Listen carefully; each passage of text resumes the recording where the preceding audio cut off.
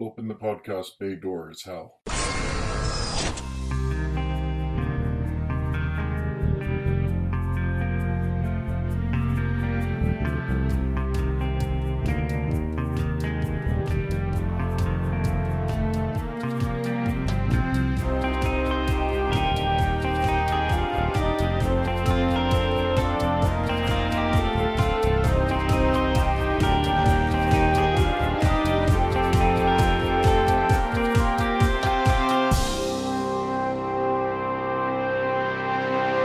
Hello everyone, and welcome to episode 31 of Welcome to Geek Town.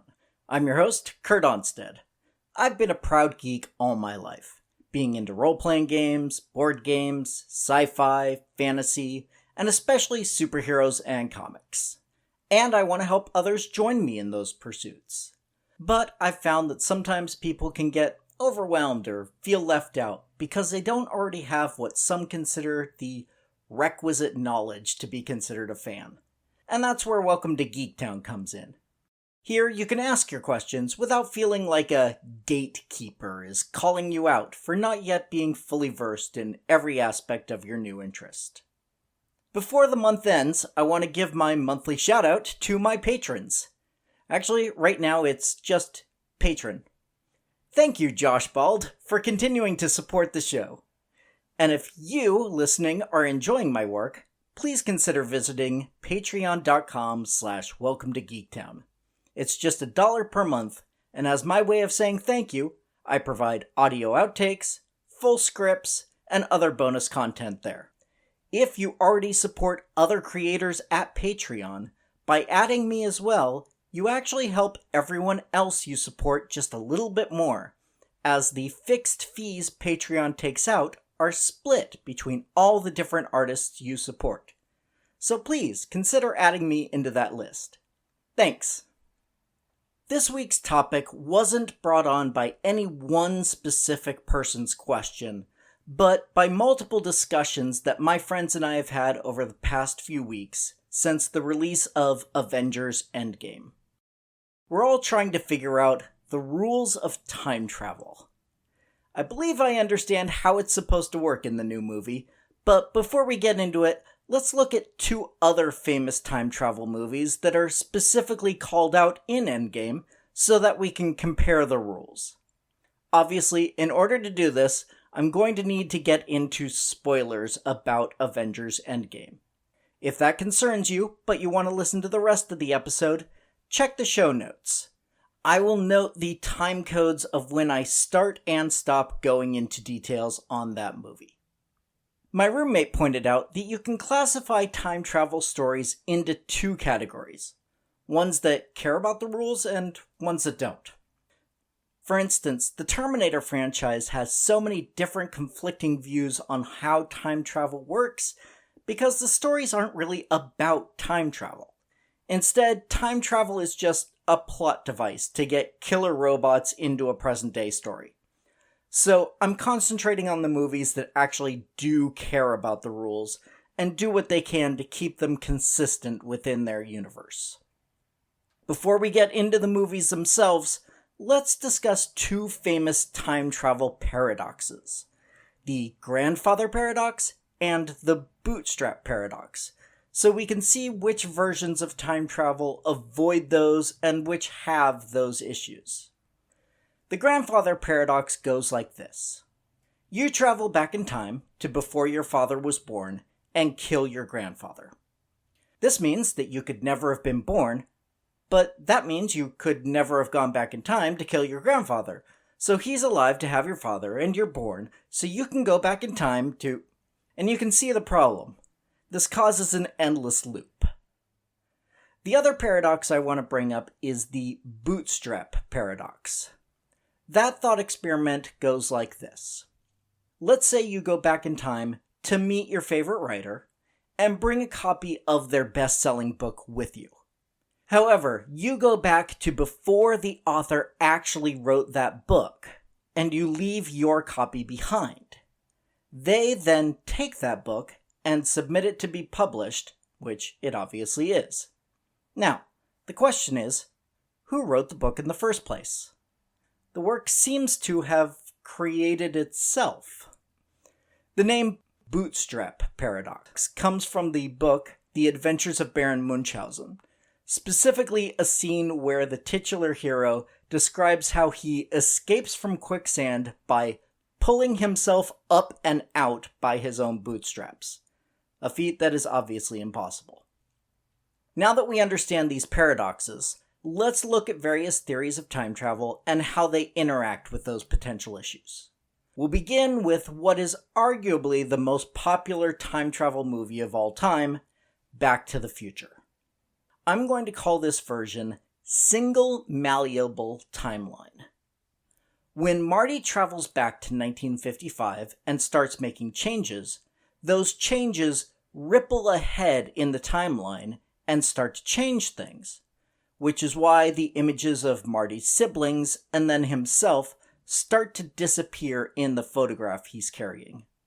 Had things continued forward, all three would have disappeared from the photograph entirely, then eventually the background would probably also change, as it's unlikely that whoever owned the camera would have taken a picture of an empty front yard.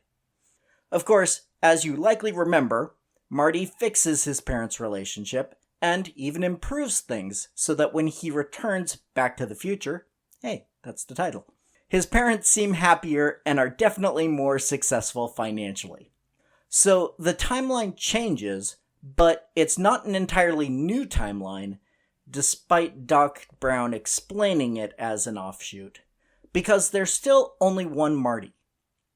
If the timeline split off and created a parallel universe, that universe would have its own Marty, who would then be very confused when the Marty from the original timeline shows up. This version of time travel hits both paradoxes hard. If Marty hadn't fixed the timeline and gotten his parents together, then he would never have existed. But then he wouldn't be there to go back in time and prevent his parents from getting together. That's just a slight alteration of the grandfather paradox. Then we also see the bootstrap paradox with Chuck Berry's music. Marty was obviously influenced by Chuck Berry's sound with his performance of Johnny Be Good, but then we see that it was that performance that apparently inspired Chuck Berry in the first place. So who was the originator of that style? That single malleable timeline version of time travel causes lots of problems. However, it's also the most common version of time travel we see in fiction, from one of my favorite TV shows, Quantum Leap, to X-Men Days of Future Past. This version of time travel gives the protagonists the most agency, as it allows them to make changes to the timeline and then see how those changes affect things in the future. I think that's why it's the most commonly used version. However, it's not the only option available. 4 years after Back to the Future, we got another comedy involving time travel. Bill and Ted's Excellent Adventure. In this story, we get what I'll call the single static timeline. In some ways this is simpler, but in other ways it's more confusing. In this version of time travel, everything that is going to happen has happened, including the travel back in time. So the present has already been affected by any quote-unquote changes that were going to be made by the time traveler. The easiest example to see is in the Circle K parking lot. Even though Bill and Ted haven't started traveling in time from their point of view, the Bill and Ted from their future show up, and the scene plays out exactly the same both times. If this played out with the Back to the Future rules, we would see two versions. One where Bill and Ted talk to Rufus with no interruption, then a new version when they do travel back one day and meet themselves, which could then change the original Bill and Ted's experience. This also comes into effect later in the movie, when Bill reminds Ted to go back in time and come back and leave his keys in a certain spot. They then check that spot and find Ted's keys there, which means Ted will travel back and do as asked. So how does this version run up against the two paradoxes? Well, it kind of fixes the grandfather paradox in that it makes it impossible. The past has already happened, including you traveling back in time to it. So if you exist, then there's no way that you killed your grandfather. If you go back in time and try to do so, we know you will fail, simply because if you had succeeded, you wouldn't be around to try. However, the bootstrap paradox is still definitely around. The most clear-cut example of this being the instigating incident of the movie. Basically, why does Rufus travel back in time? We're told it's because Bill and Ted will be split up and the idyllic future won't come to be if they don't ace their history report. However, we know that future does exist, and since this is a single static timeline, that means they were always assisted by Rufus. So this future was created because of time travel created in that future. This kind of paradox is also called a predestination paradox, because it seems that the future character was predestined to go back to the past in order to create the very future they were in. Finally, that brings us up to Avengers Endgame. Spoiler warnings on for those who have not seen the film yet and are concerned about that sort of thing. You can skip forward now to the time code mentioned in the show notes. As for the majority of the world who has seen Endgame, let's get into it. Time travel in this universe works much the way it usually does in the Marvel Comics universe as well. Anytime a character goes back in time and makes a change, it creates an entirely new universe that splits off at that point in time. However, the time traveler's original timeline still continues with no changes. If the time traveler uses their time machine to travel forward again, they end up back in their original timeline where no changes were made. The Ancient One explains exactly how this works when discussing the Time Stone with Bruce Banner. Then we see that this is true when the Avengers return from their time heist with the Infinity Stones, but no change has been made to their present despite changing things in the past. This avoids both the paradoxes that we've discussed earlier. For instance, if someone went back and killed their grandfather before their birth, there would still be the original timeline where that person was born and was able to travel back in time. Then there would be the split-off timeline where the grandfather was killed. From that timeline's point of view, the grandson comes back from an alternate future to kill the grandfather and prevent his own birth. Similarly, the bootstrap paradox is avoided by still having the original timeline where whatever art in question was created by its original artist, so there's no art creating itself. The thing that's also good about this type of time travel is that it doesn't give our heroes a Deus Ex Machina way to fix anything that goes wrong in their timeline. In Endgame, they weren't able to go back and prevent Thanos' snap from happening. If they did try to do that, it would simply create an alternate universe with no snap, but when they traveled back to their future, it would remain unaltered. In future movies, if someone dies or another tragedy happens, the audience won't be able to say, well, that doesn't mean anything because they can just go back in time to change it. Changes aren't possible from the protagonist's point of view unless they decide to stay back in that alternate timeline and never return. Finally, this explanation also helps with Captain America at the end of the film. I know some fans and pundits have been questioning if Cap is making the correct moral choice by staying in the past and marrying Peggy Carter. However, they're assuming that he's giving up the Captain America mantle and stays quiet in the past in order to not change the future that he knows. But since this is an alternate timeline, Cap could make any changes he wants. For instance, rescuing Bucky from the Russians, exposing Hydra before they take over S.H.I.E.L.D., etc. and it doesn't change the timeline he originally came from. It's only after Peggy is gone and his children grow up that Cap eventually returns to the timeline he came from to hand off his shield and the Captain America mantle to his friend Sam Wilson. Interestingly, the directors of Avengers Endgame completely agree with my interpretation of time travel from this movie.